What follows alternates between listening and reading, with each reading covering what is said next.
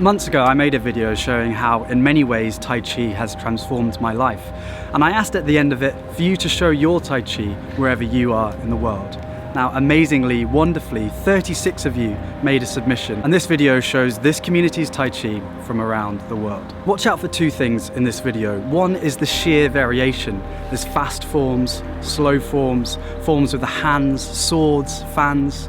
The second thing to look out for is the fact you can clearly see there are masters of their craft in this video and also complete beginners, and yet everyone's Tai Chi is a pleasure to watch. So hopefully that should give you some confidence if you're thinking about trying Tai Chi, that your Tai Chi will be powerful, peaceful and beautiful no matter your experience. So look out for those things. I'm really excited to share this video with you. I hope you enjoy.